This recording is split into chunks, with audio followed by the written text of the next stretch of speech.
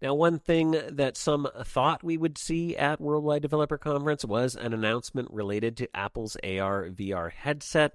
I really didn't think that was going to happen, but a report in the New York Times claims that it didn't happen because Apple has had some issues, most recently with performance and thermal issues that led to delays. That Apple had sort of hoped to have the announcement earlier, but things have been delayed. You may or may not remember that Apple reportedly hired an engineer from Dolby Technologies, Mike Rockwell, to lead the AR/VR project. Supposedly, he kind of walked into a big old mess with an underpowered processor, battery life issues, a number of other things, and had immediately set to working hard to kind of getting the AR/VR headset project back on track. We know that Apple's been pushing for this headset design that is ultra lightweight and as comfortable as possible. As a matter of fact, recently, or in this report from the New York Times, they described the headset as looking like a pair of ski goggles, which is actually a pretty big compliment. If they've got them down to just that simple of a design, this could look really, really great.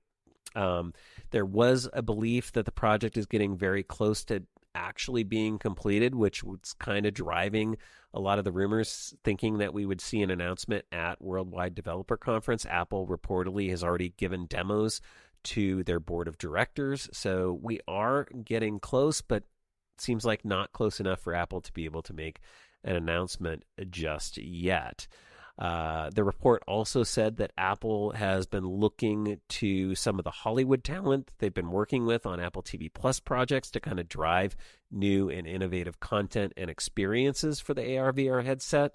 One name that was thrown out in the rumors was Jon Favreau, who actually executive produced on the new Apple TV Plus series Prehistoric Planet, which is supposed to have some amazing CG dinosaurs. I have not actually had a chance to watch that series yet, but a lot of you have raved about it.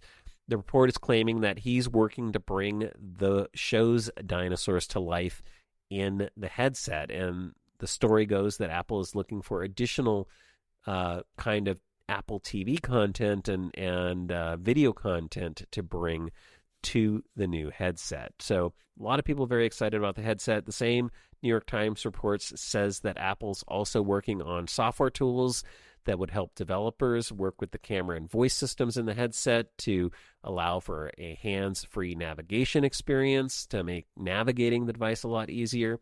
And analyst Ming-Chi Kuo believes that Apple was possibly hoping to have the headset ready for a public release in the first quarter of 2023, but now he feels like it's actually been delayed at least until the second quarter of 2023. But he does believe that we could see Apple entering into engineering validation testing in the next 3 months, and depending on the results of that, we could have Apple making an announcement with developer units being available sometime in early 2023, and I would assume then followed by a public release in the second half or second quarter of 2023. So it's looking like the headset's on track maybe to make a debut next year, but we're just going to have to wait and see if that actually happens. I think, ultimately it's in Apple's best interest to make sure that the device is completely ready to go, that it's well thought out, that it has a great operating system, and that it has a great out-of-the-box experience, because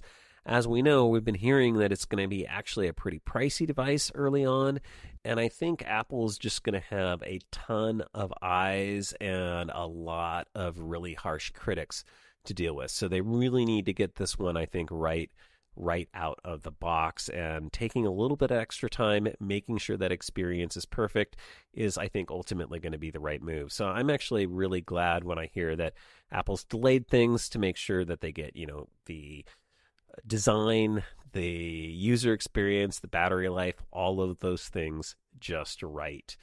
And it's going to be an interesting product. I don't know that AR VR is something that I'm really, really into, or a lot of people are into yet, but if anybody can kind of make it a more mainstream thing, I think Apple has a chance to do that. And so I'm excited to see what happens maybe in the first half of 2023.